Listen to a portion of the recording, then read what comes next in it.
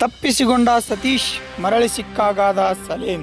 26 ವರ್ಷದ ನಂತರ ಮರಳಿ ಕರಳಿನ ಕುಡಿ ಸೇರಿದ ಮಗ. ಹೋಗುವಾಗ ಆತ 12 ವರ್ಷದ ಸತೀಶ. ದಕ್ಷಿಣ ಕನ್ನಡ ಜಿಲ್ಲೆಯ ಬೆಳ್ತಂಗಡಿ ತಾಲೂಕಿನ ಧರ್ಮಸ್ಥಳದ ಅಶೋಕನಗರದ ನಿವಾಸಿ ಅಕ್ಕು ಎಂಬುವವರ ಮಗ ಸತೀಶ. ಆಗಿನ್ನೂ 12 ವರ್ಷದ ಪುಟ್ಟ ಬಾಲಕ. ಧರ್ಮಸ್ಥಳಕ್ಕೆ ಬಂದಿದ್ದ ಸರ್ಕಸ್ ತಂಡದೊಂದಿಗೆ ಆಕರ್ಷಣೆಗೆ ಒಳಗಾಗಿ ಯಾರಿಗೂ ಹೇಳದೆ ಆ ತಂಡದ ಜೊತೆಗೆ ಈ ಬಾಲಕ ಊರು ಬಿಟ್ಟು ಹೋಗಿದ್ದ. ಅಲ್ಲಿಂದ ವಿಧಿಯ ಆಟ ಬೇರೆಯೇ ಆಗಿತ್ತು.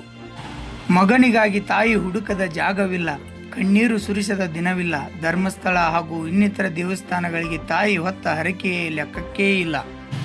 ಕೊನೆಗೂ ಹೆತ್ತ ಕರುಳಿನ ಕೂಗಿಗೆ ಒಲಿದ ಮಂಜುನಾಥ.